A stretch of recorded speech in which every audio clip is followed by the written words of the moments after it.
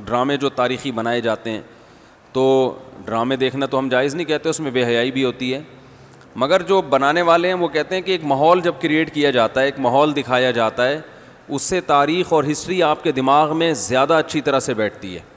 تو Tayyip Erdogan نے drama بنایا نا، ارطغرل بڑا مشہور ڈرامہ چل رہا ہے، بہت دنیا دیکھ رہی ہے، تو میں ڈراموں کو جائز نہیں کہتا، لیکن جو لوگ فلمیں دیکھ رہے ہیں پہلے سے بے حیائی کے کاموں میں پڑے ہوئے ہیں اور غلط چیزیں دیکھ رہے ہیں، تو ہم ان کو کم از کم یہ مشورہ دیتے ہیں کہ یار انڈین فلمیں دیکھنے سے بہتر ہے یہ جو آج کل وہ ڈرامے جو ہمارے فیملی سسٹم کو تباہ و برباد کر رہے ہیں، جب تم نے دیکھنا ہی ہے تو کم از کم ایک کم درجے پر آ جاؤ نا، اس کو دیکھ لو، تو اس سے تو پھر بھی بہتر ہے کہ کم از کم تمہیں ہسٹری تو پتہ چلے گی، کم از کم تمہیں یہ تو پتہ چلے گا مسلمانوں کی تاریخ کیا تھی۔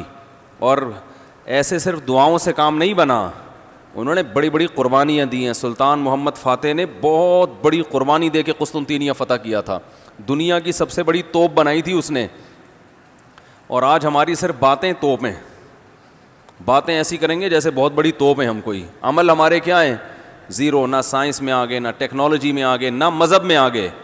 وہ ٹیکنالوجی کی دنیا میں بہت آگے تھے، سائنس کی دنیا میں بہت آگے تھے۔ سلطان محمد فاتح نے جب قسطنطینیہ کو فتح کرنے کا ارادہ کیا، استنبول کو، نبی کی پیش گوئی تھی کہ میری امت میں جو طبقہ استنبول جو فتح کرے گا نا وہ جنتی ہے، تو صحابہ کے دور سے کوششیں ہو رہی تھیں، اور استنبول میں 1000 سال سے خلافت قائم تھی عیسائیوں کی، اور اسے کوئی فتح کر نہیں سکتا تھا۔ ابو ایوب انصاری رضی اللہ تعالیٰ عنہ گئے، وہ نہیں فتح کر سکے، ان کی قبر وہیں بنی، بڑے حملے ہوتے رہے، اتنی چوڑی دیوار میں نے خود دیکھی ہے، اس کی میں نے ویڈیو بھی بنائی تھی، اور اتنی لمبی دیوار شہر کے گرد کہ اس کو ناممکن اسباب کی دنیا میں، ایئر اٹیک تو ہوتے نہیں تھے نا اس زمانے میں، جانا تو پیدل فوج نہیں تھا، جائے گی کہاں سے بھائی، چڑھے گی کیسے اس پہ، سیڑھیاں لگا کے جو چڑھتے تو اوپر انہوں نے گرم تیل گرم ہوتا تھا، اس کے دیگ رکھے ہوئے ہوتے تھے، تو وہ دیگ الٹتے تھے تیل ڈال کے، کوئی چڑھ نہیں سکتا تھا، بہت زبردست ڈیفنس تھا، کوئی میلی آنکھ اٹھا کے دیکھ نہیں سکتا تھا، اور جتنی لڑائیاں ہوئی سب ناکام ہوئی تھیں۔ سلطان محمد فاتح نے کہا بھائی نبی نے خوشخبری دی ہے، ہم فتح کر کے چھوڑے گا۔ پھر وہ مشہور واقعہ ہے، اس نے کیا کیا کہ خشکی میں کشتیاں چلا دیں، سارے جانور راتوں رات ذبح کیے، ان کی چربی پگھلا کے پتھروں پہ بچھائی گئی ہے، اس پہ سمندری جہاز بٹھا کے، وہاں میں جب ترکی میں گیا ہوں تو اب دیکھو یہ چیز کتابوں میں بھی بتائی جا سکتی تھی نا، لیکن وہاں طیب اردگان نے کیا کیا ہے، میوزیم بنائے ہیں، ان میں یہ پورا منظر دکھایا جاتا ہے، خدا کی قسم ایسا ایمان بڑھتا ہے کہ چیخیں مارنے کا دل کرتا ہے، ایسی جو علماء بھی گئے ہیں نا، بنوری ٹاؤن کے ایک شیخ الحدیث گئے تھے، وہ کسی نے بتایا وہ رو رہے تھے چیخیں مار مار کے، جو جاتا ہے یہ منظر ہوتا ہے، وہ جب دکھاتے ہیں نا اپنی آنکھوں سے، بھائی کیا منظر، اور کیسے وہ کشتیوں کو راتوں رات خشکی پہ لے کے چلے ہیں، اور خشکی پہ لے جا کے پیچھے سمندر میں اتارا، اور سامنے سے بھی اٹیک اور پیچھے سے بھی اٹیک۔ انگریزوں نے لکھا ہے، گوروں نے ہسٹری میں، کہ یہ اسباب کی دنیا میں ممکن نہیں ہے، بہت بڑا کارنامہ انہوں نے سر انجام دیا، اور راتوں رات۔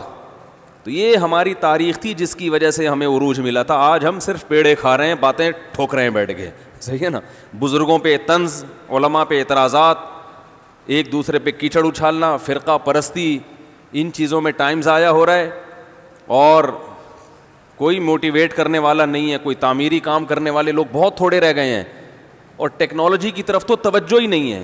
یونیورسٹی میں جو لڑکا مذہب پہ چلتا ہے، سب کی بات نہیں کر رہا، ایجوکیشن میں سب سے پیچھے وہی ہوتا ہے، عام طور پہ اسی کی شکایتیں آ رہی ہوتی ہیں، یہ چونکہ نمازی ہے لہذا نمبر سب سے کم اس کے آتے ہیں، نمازی کے نمبر تو زیادہ آنے چاہیے بھائی،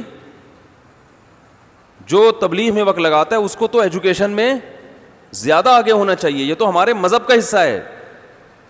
صحابہ کرام نے جو ملکوں کے ملک فتح کیے، اور جو ہمارے تاریخ میں فاتحین ملتے ہیں، سب سے پہلا بحری بیڑا حضرت معاویہ نے بنایا ہے، سمندر پہ سب سے بڑی فوج جو اس وقت اتاری ہے وہ کس نے اتاری ہے؟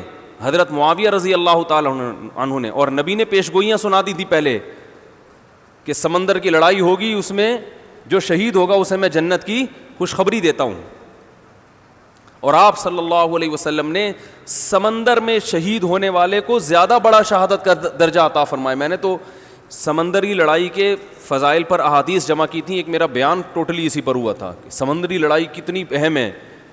نبی کو معلوم تھا میری امت سمندروں پہ بھی چلے گی. سمندر پہ چلنا ٹیکنالوجی کے بغیر ممکن ہے کیا؟ پھٹے لگا کے بیٹھ جاؤ گے اس پہ کہ ملاحوں کو بلاؤ گے یار تم مچھلیاں پکڑتے ہو تو 2-4 پھٹے یہاں بھی, او بھائی لڑنا ہے اس پہ تو سامنے والا بھی لڑے گا. تو نبی صلی اللہ علیہ وسلم نے فرمایا جو سمندری لڑائی ہے, جو شخص سمندر میں جہاد کرے گا اس کے جو چکر آئیں گے نا اس پہ بھی اللہ اس کو اجر دے گا. بڑی خوشخبری ہیں اس کے گناہوں کی معافی کی, کیونکہ آپ کو پتا تھا کہ امت جب تک سمندر پہ کو فتح نہیں کرے گی اور سمندر پہ سفر نہیں کرے گی یہ اس دنیا پہ حکومت نہیں کر سکتی.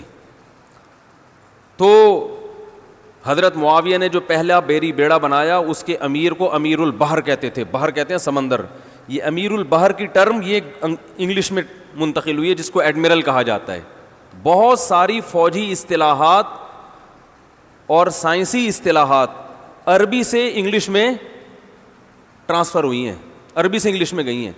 آج میڈیکل سائنس میں بہت سے الفاظ ایسے ہیں جو عربی سے انگلش, مسلمان سائنسدانوں کے تھے وہ, لیکن اب دیکھو حال کیا بنا دیا.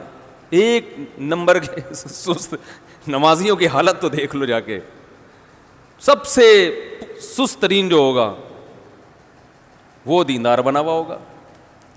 سب کی بات نہیں کر رہا, ڈاکٹروں میں ہم نے بڑے اچھے اچھے دیندار دیکھے ہیں, سائنسدانوں میں, ایٹمی سائنسدانوں میں تو دیندار زیادہ ہیں الحمدللہ, لیکن میجورٹی کی بات کر رہا ہوں کہ پتہ نہیں کہ ہمارے ذہن میں یہ کچھ ایسا کسی نے, شیطان نے بات ڈال دی ہے کہ ہم نے صرف جو ہے ایک طرف کو فوکس کیا ہوا ہے, دوسری طرف کو ہم نے بالکل نظر انداز کر دیا ہے. تو بھائی جس طرح سے دین کی تعلیم انتہائی ضروری ہے, اس کی کوئی اس کی اہمیت کی کمی کا انکار نہیں کر سکتا. انگریز جو تباہ ہو گئے نا, فیملی سسٹم تباہ ہو گیا, زنا معاشرے میں پھیل گیا, والدین اولڈ ہوم میں, وہ وجہ کیا؟ مذہب نہیں ہے نا, مذہبی تعلیم نہیں ہے. لیکن ہم جو معاشی لحاظ سے تباہ ہو گئے اور ترقی میں پیچھے رہ گئے, وجہ کیا ہے؟ مادے پہ محنت نہیں کی ہے. تو دونوں محنتیں ضروری ہیں. داؤد علیہ السلام کو روحانی ترقی بھی ملی اور اللہ نے آپ کے ہاتھ میں لوہا بھی پگھلایا. کیوں پگھلایا؟ تاکہ لڑیں, کیونکہ صرف نمازوں سے لڑائی ممکن نہیں ہے. ذکر کرتے تھے نا داؤد علیہ السلام, چاروں طرف سے پرندے جمع ہو جاتے تھے, ایسی خوبصورت آواز میں تلاوت کرتے تھے, ذکر کرتے تھے. وَالطَّيْرَ مَحْشُورَةً كُلٌّ لَهُ أَوَّابٌ, قرآن کہہ رہے پرندے, اور یا جبال اوبی ماہو والطیر. جب اللہ کا ذکر کر رہے ہیں پہاڑوں سے بھی لا الہ الا اللہ کی آوازیں آتی. یہ ذکر تھا, لڑنے کے لیے یہ نہیں ہے کہ اے داؤد ہم نے آپ کو ذکر بھی دیا اور آپ جو ہے روزے بھی رکھتے ہیں اور تہجد بھی پڑھتے ہیں, لہذا اب آپ کو تو اسلحہ بنانے کی ضرورت نہیں ہے, ویسے ہی فتح ہو جائے گی ایمان کی طاقت سے. نا نا نا نا نا, زرہیں بناؤ, قدر فی السرد, صحیح ہے نا, کڑیاں بناؤ, فوج تیار کرو, لڑائی کے لیے اصول بولتے کیوں نہیں بھائی, کچھ اور ہیں. تو دونوں چیزیں نہیں ہیں. داؤد علیہ السلام, سلیمان علیہ السلام کے گھوڑے بھی تو تھے, انہیں کیا ضرورت تھی گھوڑوں کی بھائی؟ کہتے میں اللہ کا اتنا عبادت گزار ہوں, میں اسباب اور وسائل کیوں, میں مصلی بچھاؤں گا, دعا مانگوں گا, ملک فتح ہو جائے گا. او بھائی گھوڑے رکھے ہوئے ہیں, صحیح ہے نا, ان کو پیار کرتے تھے گھوڑوں کو, کیونکہ اس زمانے میں گھوڑا اور ٹینک برابر تھے, بلکہ ہوائی جہاز تھا گھوڑا اس زمانے میں, تو جنگیں گھوڑوں کے بغیر نہیں ہوتی تھی, گھوڑے تیار کیے ہوئے ہیں. تو لڑے ہیں وہ لوگ اور اسباب اور وسائل اختیار کیے ہیں. آج ہم پیڑے کھانے والی باتیں کرتے ہیں اور پیڑے کھا رہے ہیں بیٹھ کے, اور سمجھتے ہیں کہ بس یہ قرآن خوانیوں سے اور آیت کریمہ سے مسائل کیا ہو جائیں گے حل. تو یہ بھی ضروری ہے بھائی, وہ بھی ضروری ہے. تو میں بتا رہا تھا کہ وہ جو ڈرامے کی بات کر رہا تھا, تو ماحول بنانا پڑتا ہے نا.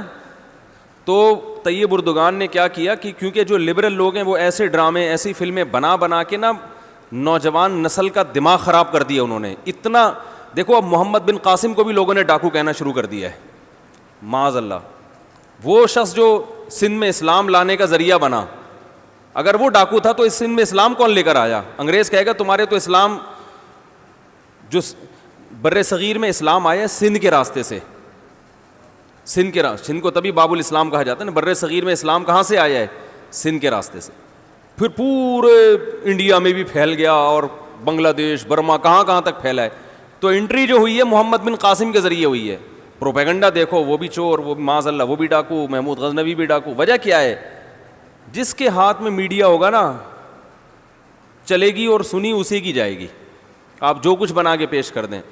تو طیب اردگان نے کہا بھائی ان کو انہی کی زبان میں جواب دینا ہے. ناول لوگ نہیں پڑھتے, رسالے نہیں پڑھتے لوگ, تو نوجوان طبقہ فلمیں ڈرامے دیکھتا ہے. تو اس نے کہا ڈرامہ بناؤں گا, اور ایسا بنا کے دکھایا کہ آج رپورٹیں یہ آ رہی ہیں بہت سے غیر مسلم مسلمان ہو چکے ہیں. تو میں عام لوگوں کو وہ ڈرامہ دیکھنے کا مشورہ نہیں دیتا, اس میں عورتیں بھی ہیں اور کچھ کہا جاتا ہے, میں نے نہیں دیکھا وہ ڈرامہ, بے حیائی کے مناظر بھی ہیں, لیکن میں ان لوگوں کو جو غلط چیزیں دیکھ رہے ہیں ان سے کہتا ہوں یار کچھ دیکھنا ہی ہے تو پھر ادھر دیکھ لو, جو نہیں دیکھ رہے وہ کچھ بھی نہ دیکھیں, وہ پھر اس کے بعد پھر آگے بھی جائیں گے, وہ یہ دیکھ کے پھر وہ ان کو شوق پیدا ہوگا ذرا فلمیں بھی دیکھیں. اور جو نہیں دیکھ رہے وہ تو بچے رہے ہیں, جو دیکھ رہے ہیں تو بری چیزیں دیکھ رہے ہیں تو بھائی یہ دیکھ لو پھر, تو اس سے کم از کم ایک کریٹیو سوچ پیدا ہوگی تمہاری, اور کم از کم ایک تعمیری سوچ پیدا ہوگی, مسلمانوں کی ہسٹری کا تمہیں پتہ چلے گا. تو اردگان کی سوچ چونکہ یہ تھی اس لیے اس نے وہ کر دیا, اور اس سے بہت لوگ پریشان ہیں اس ڈرامے سے. یعنی اس سے جو اسلام دشمن قوتیں پوری دنیا میں پابندی لگانے کی کوشش میں لگی ہوئی ہیں. ابن تیمیہ رحمہ اللہ کا قول ہے نا, تمہیں باطل کی پہچان نہ ہو نا کہ حق کیا ہے اور باطل کیا ہے, تو دیکھ لو باطل کے تیروں کا رخ کس طرف ہے. سارے باطل جس کے پیچھے پڑے ہوئے ہونا سمجھ لو یہ کیا ہے, حق ہے, تو ان کو پتہ ہے اس کا اثر کیا پڑ رہا ہے. تو ماحول جو کریٹ کیا جاتا ہے, ماحول ایک قائم کیا جاتا ہے, اس سے جو لیسن ملتا ہے وہ ویسے زبانی سمجھانے سے نہیں ملتا.